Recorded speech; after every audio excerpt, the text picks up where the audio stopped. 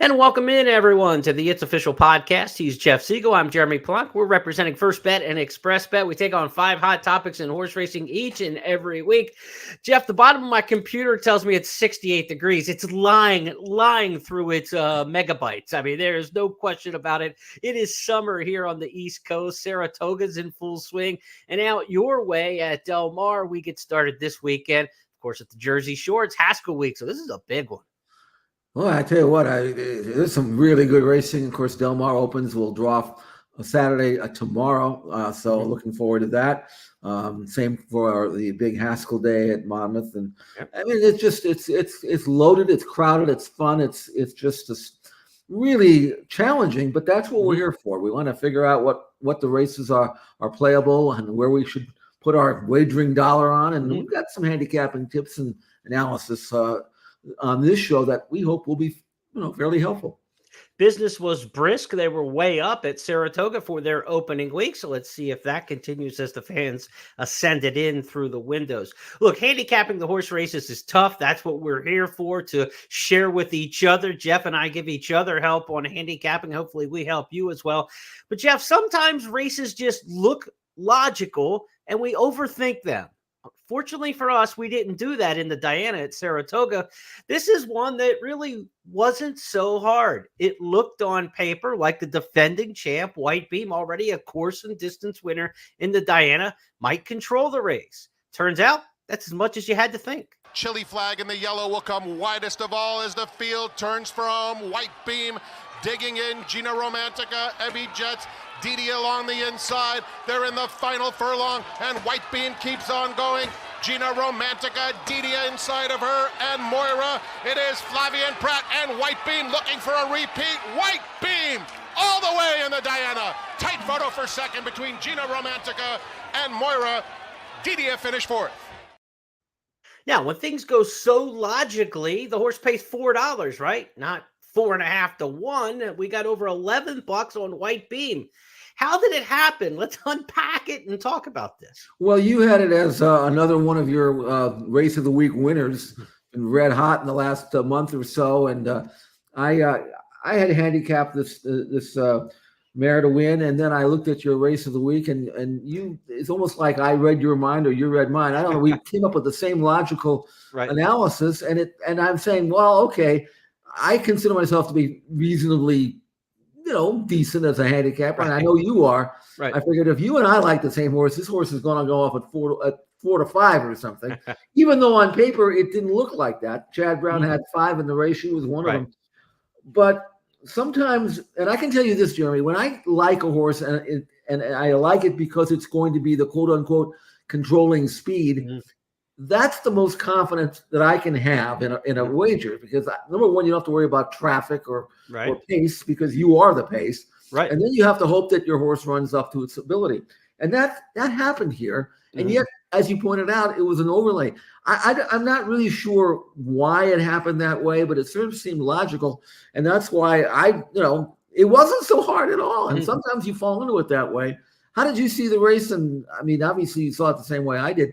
Sometimes it's great, though, when things actually turn out to be like they're supposed to turn out. Yeah, it doesn't happen as often as you'd like, of course, in playing this game where we're future forecasting. But, I think the fact that there were 5 Chad Browns entered, that does split money up, right? I mean, we do know that for sure. When you've got multiple entries from the same barn, 2 or 3 will do that. 5 is really going to kind of dilute everybody's going to lean on Chad Crown.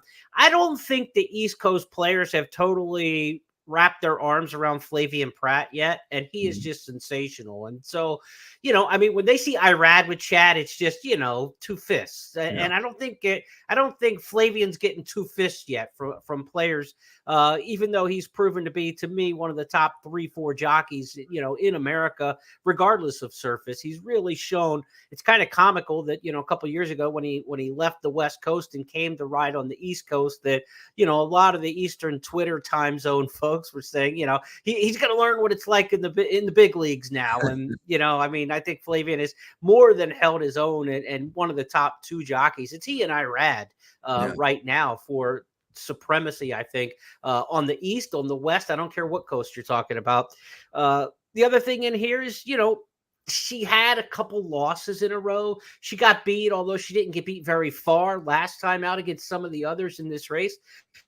People are just so inclined to be drawn like a magnet to those ones in the racing form and in the program, right? I mean, we give up on anybody after one loss. I mean, your team in the baseball standings might be 8 games up in the standings, and people are sweating one loss, to a team they should have beat. It's racing. There's multiple options that can win any particular race. So just getting beat here and there is not that big of a deal. It's situational a lot of times on how a race is going to shake out, right? And when it plays out the way that it looks, a horse like White Beam can be extremely effective. And again, you knew she was a course and distance winner, having won the Diana the previous year. Not easy to win this race back-to-back, Jeff. She's only the 6th I see doing it all time. Sister Charlie, Forever Together, there was one in the 90s named Glory House, then Chuvie and Miss Grillo. I mean, you're talking like a lot of Hall of Famers in there who have won this race twice. I don't think she's a Hall of Fame mare, but she's really good, and she could come back against this same kind of field and beat him again, even if she doesn't get everything completely her way. Because remember, last year she upset the big favorite In Italian, who was going for a back-to-back score, when In Italian did get everything her own way. She was the lone speed in there, and this filly was able to track her, White Beam, and go by her. So she's won this race 2 different ways, and she's awfully good, But is she a Breeders' Cup filly, a mare turf horse? That's a question, because we go all the way to a 1 3/8 at Del Mar. That's a far cry. She's probably a better mile and 1/8 filly. She's probably not built for 11 furlongs. So these are the kind of races she has to win, and Chad had her right, and Flavian put her in the absolute perfect spot. Funny thing about her is we both thought that she would make the lead in this race, just by looking at the PPs and also where she was drawn. Last time she was in the last race, an adjusted game, she was 7 of 7, so she was reduced to a stalking position. And the funny thing about it is that in all of her races since being imported from England and France, or Europe actually, because we've run in both countries, she had never actually been in front in the first call in a race. But it was such an obvious pace projection that really was the most important handicapping factor in the entire race. Right. He was finally going to be able to fall into the lead because the other speed was drawn outside of her, and that was going to put her in a situation which she'd never been in before, which I thought she would absolutely love, and that's what happened. And so every race, when you handicap a race, there are many, many factors that you have to consider, but they're going to be conflicted factors too. They're going to be pluses and minuses.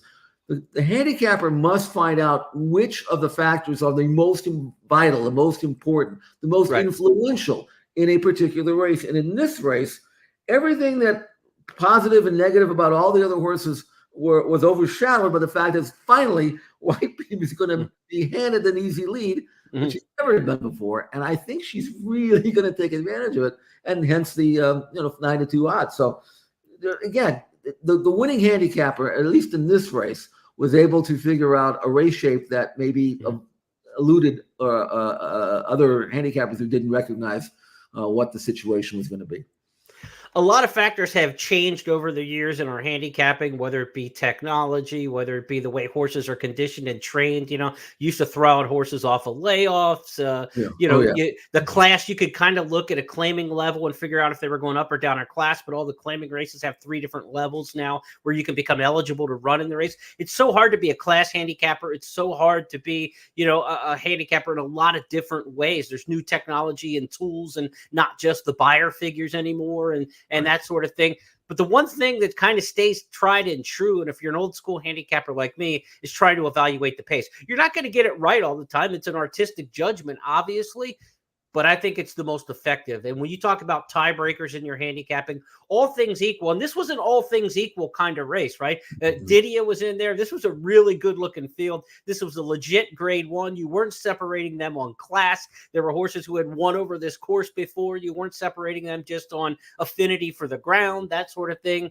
The one thing that breaks all ties to me is how a race sets up. It's like matchups. If you're setting your fantasy football lineup, are you going up against the top rushing defense in the NFL this week with your running backs and those kind of thought processes? It's about matchups. And so I think that's where you as a horse player still have some advantage over the the bots, the computers, all the other stuff that goes with it, and trying to figure out how a race will shake out. And when you find one like this and you get $11 for it, you have to really make your hay. Chad Brown has dominated. We'll get back to you in just a second, Jeff. I want to show Chad's success here in this race, the Diana. Of course, look, it didn't help you when he has 5 in the race this year to figure out which one it's going to be. But this is a remarkable run. You're talking about 9 times winning the Diana, 8 of the last 9 years, only beaten in 2021. He had 2 in that year. Both ran up the track. Neither were favored. I'm going to give you a little trivia, Jeff. The only trainer since 2016 to win the Didia, or to win the Diana, not the Didia, the Diana since 2016, other than Chad Brown. Who won it in 2021? I don't remember yesterday. I don't know. Tell me. We're going to talk about him in the next segment, Mr. Charlie Appleby. I thought you would get Charlie Appleby. Appleby brought one over to win the Diana in 2021. But back to your final point here. Yeah, well, I was going to say, though, that now, first of all, I agree with you with the Breeders' Cup at 1 mile and 3/8. I don't know whether Chad's going to expect that White Beam could go wire to wire there, or gate to wire, 1 mile and 3/8 at Del Mar, whether he would bother with that. But on the other hand, you saw the race. She ran her last 3/8 on the lead in 34 and change. You're not going to catch anybody if the leaders are going to go that fast. Yeah. But next time she runs against essentially this group, I guess, I mean, how do you evaluate this race? Do you say that, well, she won because they handed her the lead, or, I mean, how do you evaluate this race for down the road?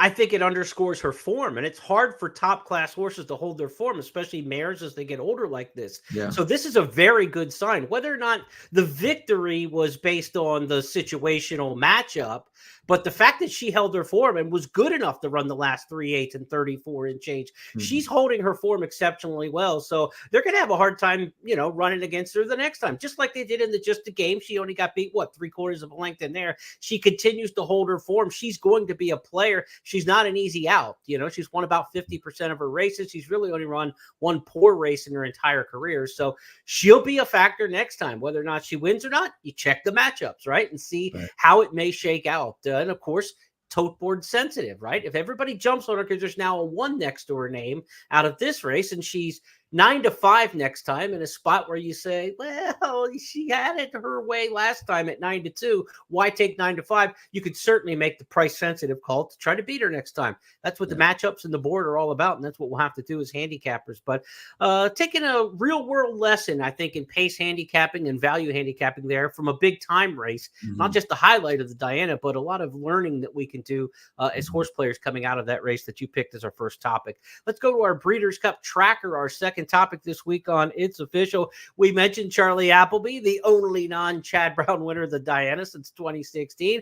Appleby's won a lot of big races around the world, and he won 2 more of them this past weekend, both going short on the turf in different divisions. Let's start at Saratoga. Keep it at Saratoga. Star of Mystery, the filly, crossing over and winning the Quick Call Stakes. At the back, American Rascal and Fandom. No Name Mets has company, Mansa Musa. And here comes Star of Mystery, unleashed and blowing on by. Star of Mystery, strutting her stuff in the Quick Call, presented by the Thoroughbred Retirement Foundation. A classy victory by 2.5. Mansa. Not supposed to win, wrapped up, going, 5.5 on the grass. Very impressive performance in the Quick Call, coming out of a super impressive performance, right? Because she was in that world record-setting race set by Cogburn last time out, and that's certainly holding the form from the Japer. Franking the form, yeah. I mean, if you had any doubts how fast Cogburn is, in the Japer at Saratoga back in early June, he went 5/8 and 59 and 5.5. I'm sorry. Yeah. 59 and 4, fastest 5.5 ever run on grass in North American history that we know of. And she actually ran well in that day, and it would have taken a little bit of the luster out of that race had she failed in this spot. But not only did she not fail, but she ran so well that I wouldn't be surprised if Appleby decides to give her another crack at Cogburn and on Breeders' Cup Day, even though that race will be 5/8, a little shorter. But what I liked about this race for Star of Mystery is that she laid fairly close up. And without being asked. I mean, you can't win at Del Mar going 5/8 on grass from way back. You just can't do it, especially against top class horses. But if Star of Mystery can lay fairly close, somewhere in the second flight within striking range, then maybe she would have a chance. And as a 3-year-old filly, let's not forget that's a baby, practically. Who's to say she can't get better next time and the time after that? So I put her in there because we like to look at logical, promising, contending Breeders' Cup type horses this time of the year. Because believe it or not, most of them only have 1 or 2 more races left before then. Maybe sometimes just one. So based on this race, visually she was as impressive as you could be. But again, the Breeders' Cup Turf Sprint at Del Mar this year, if they all show up, that is going to be rugged. I can tell you that. And that'll be 5/8. That's as dash gets out there at Del Mar when we talk about the turf sprints. All right, Applebee's also got one, not in the turf sprint division, but maybe in the juvenile turf sprint or the juvenile turf. After a big win this past weekend, a race the bettors at First Bet and Express Bet were checking out from Newmarket. It was a race across the pond, and it was called the Superlative Stakes. The winner was just that, Ancient Truth. And 5 of them in a line. Columnist now ridden for more. Assertively has been headed by him. Here, though, comes Ancient Truth to the outside in the blue. And it's now Ancient Truth who's moved into the lead. Goes on from the running on Seagull's 11. Then Columnist and Wimbledon Hawkeye. They're inside the final furlong. It's Ancient Truth who's out in front. And just like his sire Dubois, Ancient Truth has won the Superlative.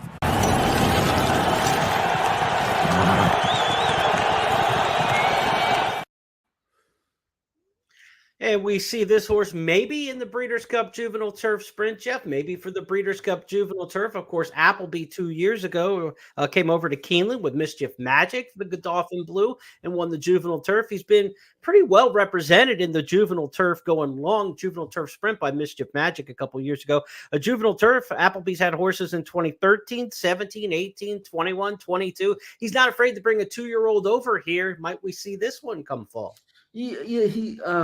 This would be a logical horse to come over. That race was 7/8, and it's a very testing 7/8 because it was done on the July course at Newmarket, and that's uphill the last furlong. It's you got to be really, really good to win it. For example, last year, City of Troy won it and actually ran slower. I didn't check the ground, so I don't know if that meant anything, but Ancient Truth went a little faster than that. And, Charlie also won this very same race with Master of the Seas a few years back. They asked him about being a Derby horse next year, and Appleby said, "I think he's a miler. I don't think he's cut out to be maybe a Guineas horse, but not a mile and a half horse. He's liable to run on Irish Champions Day, but that's mid-September, so figure about the timing on that. And he's the kind of colt that would, you could bring him over and everybody's running for second money because he's one of the favorites now, the pre-post favorites for the next year's Guineas. And it just depends on how he develops. But if he were to win his next race at the Curragh, and then I believe it's the Curragh, might be Leopardstown. But anyway, then he would be a logical candidate for Charlie to bring over because he's bringing something. Right. And if you're going to bring something, you might as well bring something that is going to win.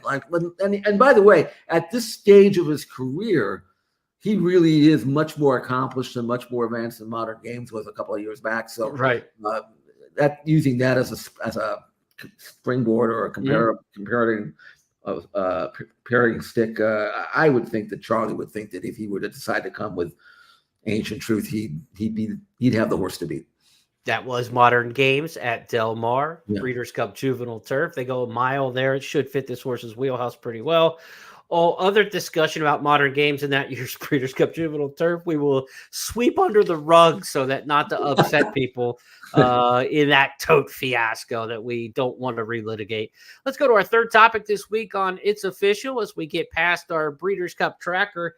Waiting in the Wings. This is a segment we ran a couple weeks ago. We're talking about 3-year-olds who haven't been on center stage yet. These aren't horses from the Triple Crown season, but they're horses that are kind of waiting in the wings to step forward and maybe make their presence known on a bigger stage. We had one this past weekend at Saratoga. The name, It's a Miracle. The Shadow Roll is up to take the lead from Military Road. Protective has 3 to make up as they head toward the furlong pole. It's a Miracle digging in, leading now by 2.5. On the inside, Military Road is weakened. Protective is trying his best. He has 3 to make up in a 16th of a mile, and It's a Miracle is too strong. It's a Miracle, and Dylan Davis to win it by 2 over Protective. Just another Arrogate who seems to have a bright future. Tom Morley trains this one. Jeff, I know you're giddy about this horse. I really am, and part of it is because he's by Arrogate, and this was just his second career start. Arrogates don't even get warmed up until they're late 3 into the 4-year-old season, and this colt was absolutely given a run sprinting first time out. That race was during the June weekend at Belmont. Saratoga, ran the Belmont races. Yeah.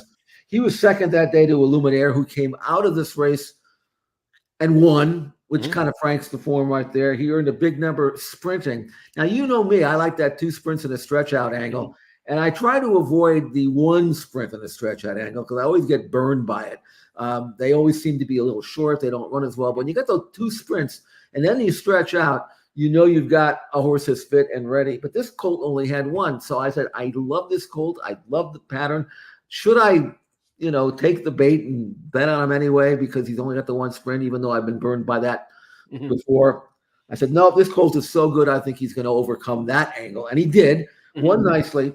Earned a 99 buyer number in his second start. That's going to win probably half, if not more, than the remaining 3-year-old races that we know that are still available. I don't know how ambitious they'll get right now, but because this was just a maiden race. But the way he did it, the 99 buyer number, and he beat a horse named Protective, who not some normal, ordinary maiden. This is a horse that was 3rd in the Wood Memorial. He was a good 3rd in the Peter Pan. He was respectable 6th in the Belmont. And this colt off 1 maiden sprint going 1.1 miles, which you better be dead fit at Saratoga to do that. He just shrugged them off, and won very nicely, and the number confirms it. And being by Arrogate, man, I'm telling you, if they do right by this colt and let's let him develop at his own rate, there's no telling how good he's going to be this fall, next year as a 4-year-old. I just head and shoulders gaga over It's a Miracle. I think he's a fantastic prospect. First level allowance, if you can get one towards the, the 3rd quarter of the season. Those kind of races should be filling at this point with the 3-year-olds. It's hard to get an allowance for a 3-year-old early in the season, but at this point in the year, they should be able to make that next step without saying, let's go Pennsylvania Derby or something crazy right off the bat. I hope they don't. I really don't. I mean, you can take a 3-year-old and up now, one is a 2, and no, they're not going to run no 99 buyer, those horses. So take that race, and maybe there's a race in the fall that he can find a decent sort of race. And then next year as a 4-year-old, if you really want to get ambitious, there's a lot of good, expensive races around the world you can choose from. Right. So anyway, I think he is a star of the future, if not a star of the present. It's a Miracle. Trained by Tom Morley, Arrogate 3-year-old colt, just 2 starts so far, and he is a knockout prospect. Not spelled the way you think. So if you want to put this one into your stable mail, it's Itza, ITZA, and then Miracle is MIRRAKEL. It's a Miracle, not spelled the way you think, though. So if you're going to put that one in your stable mail and follow Jeff's horse Waiting in the Wings, that's the way to spell it. Let's go now to our 4th topic on the board this week on It's Official. Haskell forecast. It's going to be hot this weekend in Oceanport, New Jersey. You can be sure of that. It's Haskell weekend.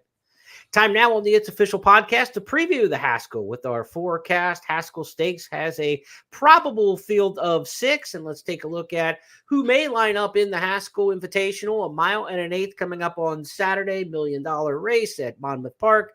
And entries will be drawn officially on Wednesday for Saturday. Belmont Stakes winner Dornock headlines the horses in this one. Fierceness, the winner of the Florida Derby, looking to bounce back off some disappointments in the Triple Crown Series. Mindframe, the runner-up to Dornick in the Belmont Stakes, it was drifting all over the track. See if he can't straighten things out.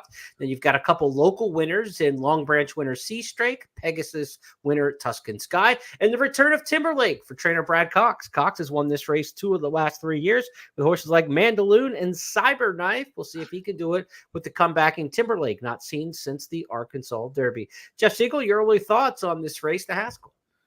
Wow. Well, first of all, I wish this race was as easy as last week's Diana to project the pace, because this is volatile. I mean, do you have a feel for who's going to be in front here? I mean, who is it going to be? No, because I mean, Timberlake is fast when they want to go with him. Fierceness when they want to go once they get up there. It's Monmouth on a big Haskell day, which means it's going to be fast, and they are going to cook and put up times out throughout the undercard, and speed is going to be very important. So there's going to be an urgency to get towards the front as well. And Dornick, he doesn't want to be out of it either. They want to be into the mix. So this could be a survival of attrition more than, a stamina. A mile and an eighth speed race, you think a lot of times in the Haskell can go to a horse like last year when Go Rocket Ride was able to win it. A Go Rocket Ride couldn't win this year's edition of this race probably because you need speed and stamina, I think, in this year's edition of the Haskell. You're looking for a mile and a quarter horse with speed trying to last the mile and an eighth. Yeah, I mean, it's a race that you're going to find out if there's going to be any unusual strategy employed here. And I don't know. And I'm not sure for me if it's a gambling race. It's going to be a great race to watch. Because I don't have enough confidence in trying to figure out who's going to be where, which I need to make a serious gamble. I'm not really sure what I'm going to do here. Should I get sucked back into Fierceness? I mean, I'm so tired of being wrong with him. I just don't know. He's on the outside of this race. That's the grass horse Emmanuel on the inside, who you wouldn't think would work as well on dirt as he would be running on grass. But look at the way Fierceness is going. I know he's done this before and he's been disappointing, but boy, does he look sharp. Minute and 2/5. Looks like he could have gone in 58 and change. Gonna win the workout without even being asked to drop. He did not look all that good the last time I saw him breeze about 4 or 5 weeks ago, but he's back on the beam now. And, he's outside the main speed. So I wouldn't be surprised if you saw him turn around and run one of his big monster races. And can I count on it? Not really, but I wouldn't be surprised. Jeremy, do you have a feel for this? I mean, do you have an inclination one way or the other? There's going to be other pace in the race, and until he gets back into his good form, I just don't trust him off the last couple. I mean, he took heat in the Breeders' Cup Juvenile last year and was able to win. I mean, there was a lot going on in that race, but at 3 so far this year, I mean, I don't know, man. I just don't know if he wants to battle and go. And this race is definitely going to be a battle. The fact that Fierceness is among the probables and Mindframe to me is not a very strong endorsement. That you're going to run 2 in here. You got the Jim Dandy coming up on the schedule right around the corner. I mean, we look at the upcoming 3-year-old races. There's a million places to run these horses right now this time of year with the big 3-year-olds. We're a week away from the Jim Dandy. I mean, why would you have to run Fierceness and Mindframe against each other in the Haskell? I know the money's different, right? The Haskell's $1 million. I think the Jim Dandy's 5 or 600,000, but there's a lot of places where you can run these horses between now and even Travers. If you're trying to get to the Travers, let them run against each other in the Travers when all the money's on the line and the championship might be on the line. This time of year, I think having Mindframe and Fierceness, if they both do enter, again, these are the probables for this race, not the actual starter. So we will have to see, how the draw comes out in this race and who's where, and that'll be Wednesday, the draw for the Haskell Invitational. But I think, Jeff, when we talk about you need a horse who's got 1.25 mile stamina and speed, the last, because there's other speed in this race, that plays right to Dornoch. I mean, that's what he did in the Belmont Stakes. You know he can be forward, and you know he can get a distance of ground. Sierra Leone launching his bid on the far outside as the field turns for home. Mindframe on the outside is coming after Dornoch, and it's Mindframe and Dornoch head in head with a furlong left to go. Sierra Leone is closing ground. It's Dornoch hugging the rail. Mindframe a little erratic, but he's still right there with Dornoch in an absolute thriller. Dornoch and Mindframe, it will be Dornoch and Luis Saez to win the Belmont Stakes. We'll see if that drifting in the stretch was what cost Mindframe. They get a chance perhaps in the rematch. One thing, Dornoch, we talked about him all year, is, this is Mage's younger brother, and Mage, of course, the Kentucky Derby winner. Now this, mare has produced 2 years in a row with a classic winner. Mage ran a very good second in the Haskell last year when he was beat by Go Rocket Ride. So, if you're looking for anybody, like, these horses aren't experienced. There are a couple horses that had to race over the track. Tuscan Sky had to race over the track here, and also the local horse Sea Streak. But if you're looking for some of these outsiders on whether or not they're going to handle Monmouth or not, I don't know. On a pedigree side, Mage handled it okay. Well, Dornoch, that's probably making, too big of a stretch to say that your brother handled the track, that pedigree-wise you might. But if just looking for any sort of edge to separate some of these in here, certainly Mage ran a credible race over this track last year. We'll see if Dornoch can. But right now, just on a long-range forecast towards the Haskell, I think they've got Dornoch to beat in here. And I wouldn't be surprised if he's third choice behind the two Pletchers, even, if the public is going to go in on Mindframe and go in on Fierceness, maybe again, Dornoch's probably going to be second choice, splitting those two, and Fierceness probably third choice. But I will bet that Mindframe, if this is the field for the Haskell, these 6 horses, I will bet that Mindframe goes up as the post-time favorite. This based on the entries as probables to this point. I will bet that they'll go with Mindframe and give him the excuse, the lightly raced, he's moving forward, the drift in the stretch in the Belmont, and they'll play him to beat Dornoch in the Haskell on Saturday. Hey, Jeremy, I had a thought, and I could be completely wrong here, but if Dornoch is sent and Fierceness is sent, and Timberlake goes, or shows right, maybe you take Mindframe back and make one run. Try and see if that works. Yep. Yeah. Because he was pressured from the outside post last time out and never really got a breather and stayed on, tried hard, maybe have lost a little bit of his punch the last part. Maybe fall out of the gate, grab him, settle, make a run from the 3/8 pole of the wire, and let the other horses do all the dirty work. I don't know. See, that's why it's a volatile race for me, because I don't know what the strategy is going to be. Sometimes you just know. I don't know what they're going to do with them, but it'd be something that I might be tempted to try in this race. Yep. Doesn't work. The other races you can come back and go back to what did, but I think that's a possibility, which could kind of mess up the pace scenario a little bit. It is the 8th Grade 1 Stakes, going long on the dirt for the 3-year-olds this year in North America. 7 so far completed, 7 different Grade 1 winners.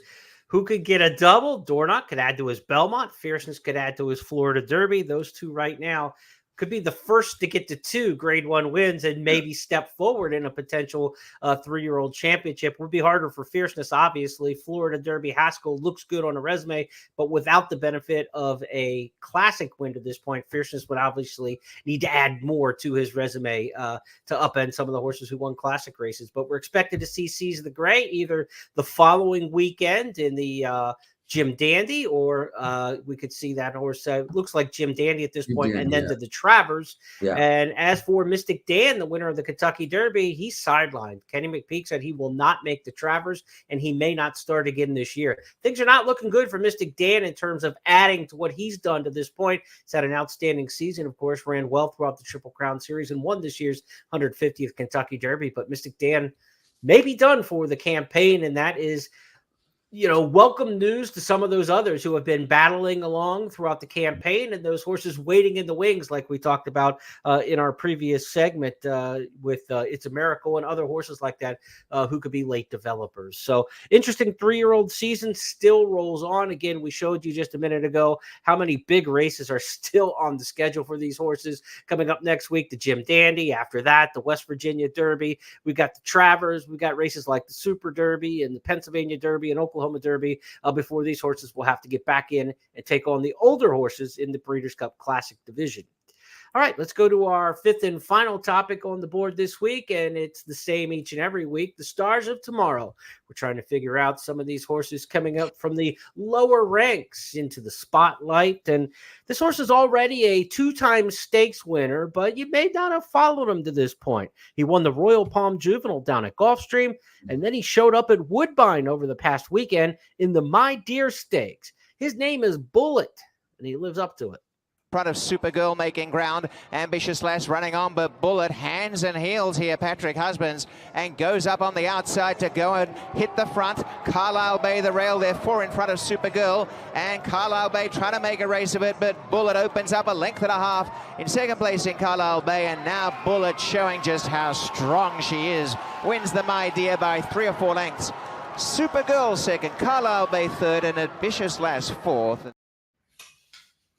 Big time 2-year-old filly. She's won on the main or on the turf course. She's won on the main, which is Tapeta up at Woodbine. She could go a lot of different places from here, Jeff, in terms of distance, surface. Mark Cassie's got himself a good one.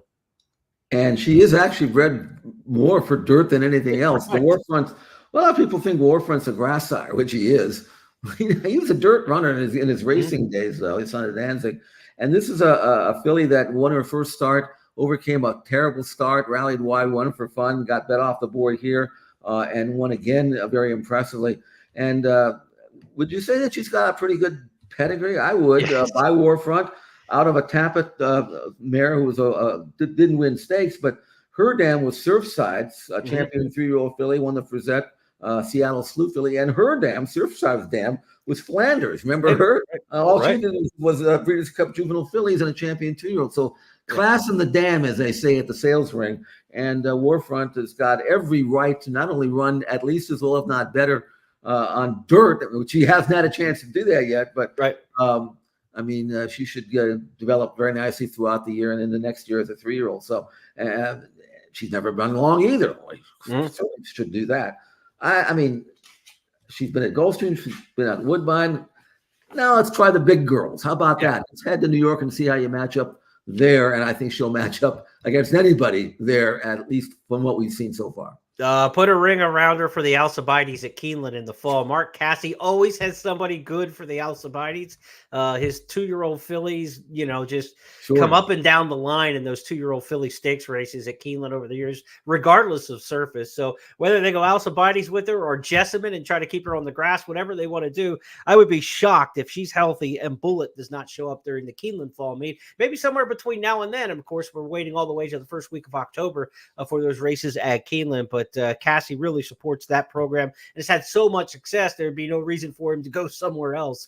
But we do have the Breeders' Cup on the West Coast this year, and maybe that changes, some thoughts. Yeah. Maybe you want to ship out early and Zuma Beach or one of those kind of races on the West Coast leading up to some of those races.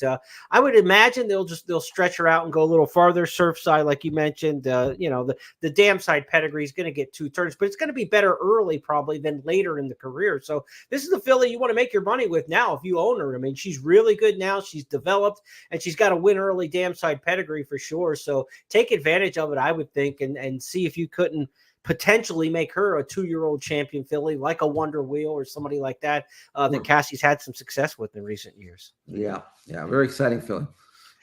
Okay, so that's our 4 or 5 topics on the board. They're set up now and complete. That wasn't so hard. We talked about the win by the Lone Speed in the Diana Stakes for the 8th time in the last 9 years. Chad Brown got it done, and 2 years in a row, it was with White Beam who got the victory in a pretty easy handicapping exercise. The Breeders' Cup tracker took you to a pair of Charlie Appleby victories, one at Saratoga, Star of Mystery, winning the quick call. And we went overseas to see an impressive 2-year-old potential miler named Ancient Truth. Circle that one potentially for the Breeders' Cup Juvenile Turf. Waiting in the wings, we're looking for 3-year-olds to step forward with the big stars on the second half of the season, who might step up at the back half of the year. We saw a second-time starter named It's a Miracle look very impressive in winning a 9-furlong maiden race at Saratoga. The Haskell preview, we looked ahead to the big race coming up Saturday at Monmouth Park.